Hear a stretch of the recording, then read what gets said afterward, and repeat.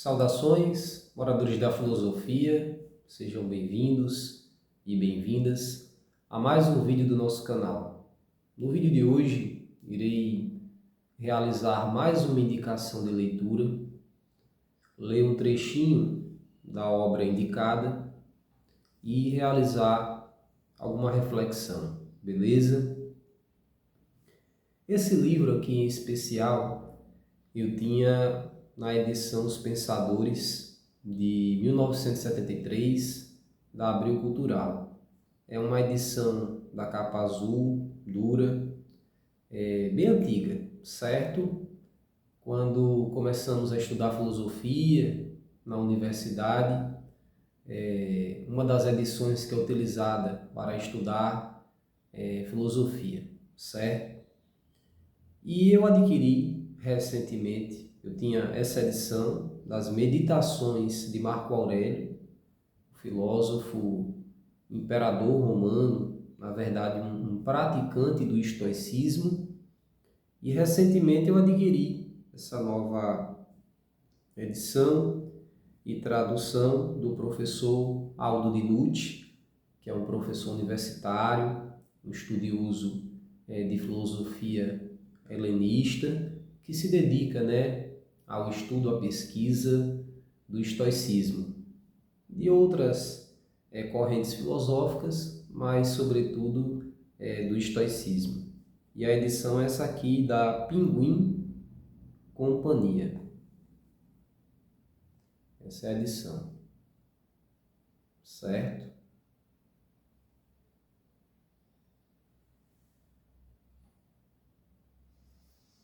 E vamos falar, sobre Marco Aurélio.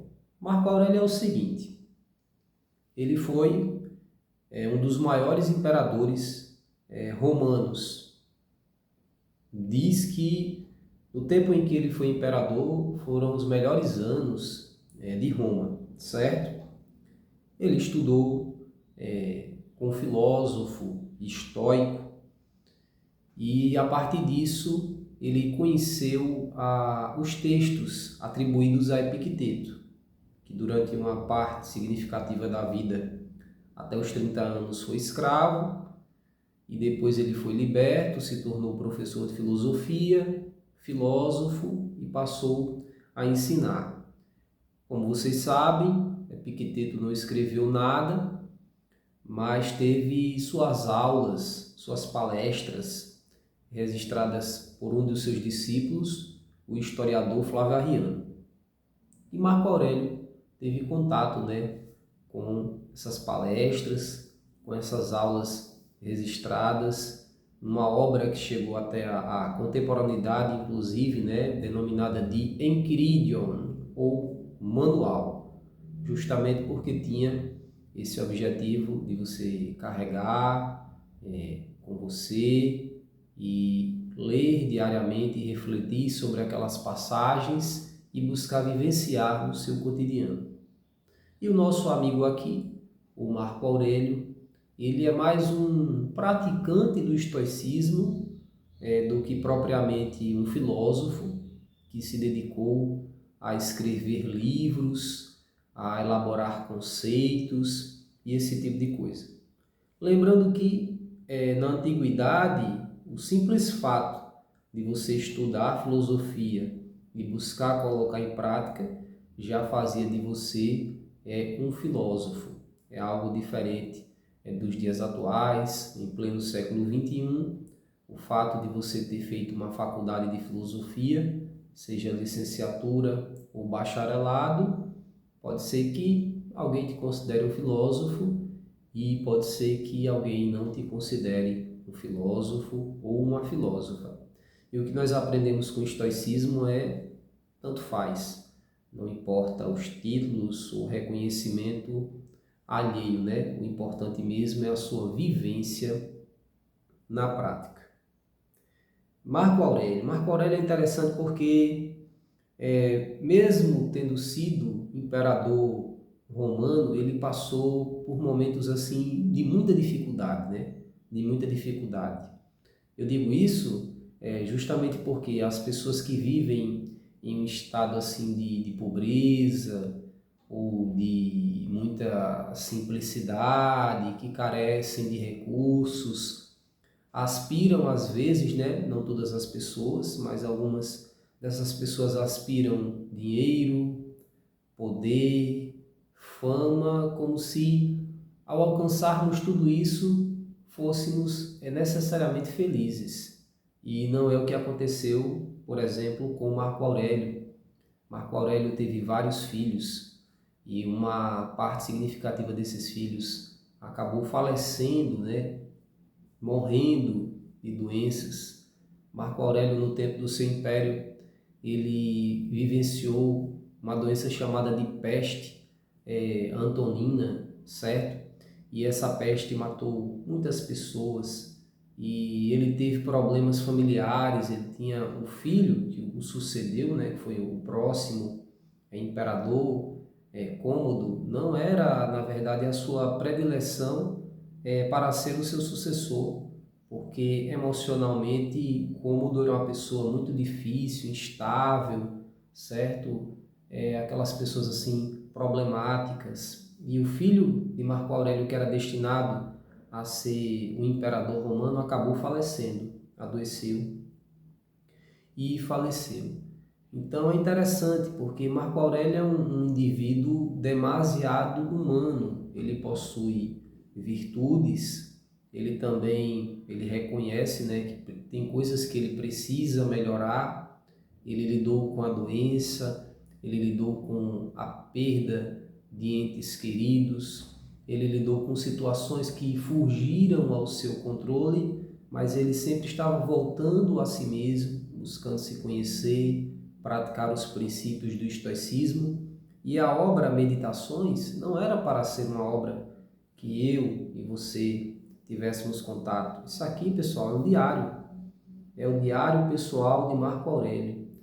Ele, quando estava entre uma campanha ou outra, né, nas lutas que o Império Romano fazia com, entre aspas, né, os bárbaros, ele escrevia um diário pessoal e fazia várias reflexões.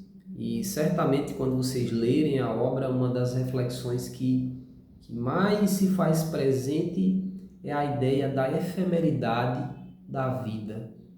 De como a vida é efêmera, de como a vida passa rápido, de como as coisas são transitórias e tudo, absolutamente tudo, cai no esquecimento. Ele refletia sobre isso. Ele, o imperador romano, alguém que possui status, possui poder, e ele fala diversas vezes, mas o que é que isso vai render? Absolutamente nada com o tempo. Isso que as pessoas buscam tanto, a fama, o prestígio social, o status, o reconhecimento, tudo isso cairá no esquecimento. É muito interessante e eu super indico a leitura e o estudo dessa obra. E eu queria ler uma passagem, certo? Uma passagem do livro 1. Antigamente, né, as obras de filosofia elas não eram divididas em capítulos, e sim em livros. Então, as meditações são 12 livros, certo? 12 livros. E o livro 1 é interessante porque Marco Aurélio fala o que ele aprendeu com todas as pessoas, ou pelo menos uma parte significativa das pessoas que ele conheceu. Olha só que interessante. Quantos anos você tem? Digamos que você seja um adolescente, 15 anos, ou um adulto como eu, por exemplo, tenho 34 anos. Lembre do maior número de pessoas que você conhece. O que foi que você aprendeu com cada uma dessas pessoas? Seja, por exemplo, seja como contra-exemplo também, porque podemos tirar ensinamentos valiosos dos contra-exemplos. Alguém age de maneira equivocada e tem consequências essa ação, e por ser inteligente eu percebo que não devo agir daquela maneira, não julgando a pessoa, porque nós não somos nem melhores nem piores do que ninguém, mas observando a ação e as consequências da ação, certo? Por isso que nós podemos aprender com um contra-exemplo.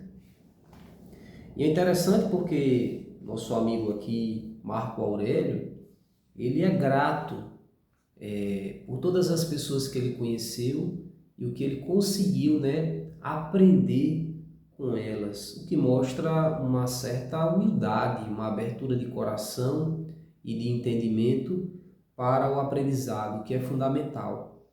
Se você não tem uma certa humildade, uma abertura de coração, de entendimento, se você simplesmente se crê detentor do saber e que as pessoas não têm nada a te ensinar, é muito difícil você aprender. Então, o processo de tanto ensino quanto aprendizagem depende dessa humildade, dessa simplicidade, dessa curiosidade, desse desejo pelo saber, do aprender, não só com os livros, mas com o outro, com o nosso semelhante, os familiares, os amigos, as pessoas que trabalham conosco, tá certo? É fundamental isso. Vamos aqui, então, na página... Vou escutar. Deixa eu olhar aqui rapidinho, pessoal. Que era para ter marcado, né?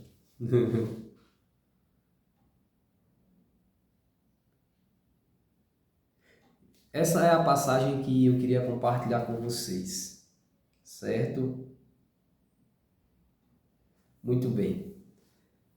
Com o rústico, ele diz assim, Marco Aurélio: com o rústico, aprendi a noção a respeito do desejar corretamente, bem como a terapia do hábito, a não me voltar para o zelo sofístico, nem escrever sobre os princípios filosóficos, a não praticar discursinhos trépticos, nem de modo fantasioso compor discursos epidícticos sobre os homens, seja no estilo ascético, seja no beneficente. Aprendi a manter-me distante da retórica, da poética e da escrita adornada, a não aperambular pela casa usando toga, nem fazer nada semelhante, a escrever epístolas com simplicidade, como aquela que escreveu de Sinuessa para minha mãe. Em relação aos iracundos e ofensivos, aprendi a me dispor a reencontrá-los facilmente e fazer as pazes tão logo queiram voltar atrás, a ler acuradamente e só me satisfazer com estudo cuidadoso e absolutamente detalhado, a não dar assentimento de imediato aos prolixos. Agradeço-lhe ainda por ter me apresentado as recordações de Epicteto, dando-me um exemplar de sua própria biblioteca. Eu queria ler esse trechinho aqui, que está na página 34, I.7, porque fala justamente dessa influência de Epicteto na filosofia do nosso amigo, imperador romano, praticante do estoicismo, Marco Aurélio. Perceba, nesse breve texto, a importância da simplicidade, da autenticidade, de você ser um indivíduo genuíno, que não aparenta ser isso ou aquilo, mas que de fato você é. E é justamente essa coerência entre o pensamento, a palavra e a atitude que constrói o que depois, os estudiosos vão chamar de cidadela interior, uma cidade interior, equânime, pacificada, harmoniosa, de alguém que segue o que os estoicos tanto defendiam, uma vida em conformidade com a natureza, que é completamente diferente de uma vida fantasiosa, artificial, mentirosa, falsa, Porque a beleza está justamente nisso, em você ser coerente, espontâneo, natural, buscando se autoconhecer, buscando se autodominar, observar o cosmos, observar a realidade e tirar aprendizado absolutamente de tudo, seja por exemplo, seja também pelo contra-exemplo. Tá bom, meu amigo, minha amiga, muito obrigado pela sua atenção. Espero que vocês tenham gostado da indicação de leitura, das reflexões e até um próximo vídeo. Forte abraço, saúde e paz.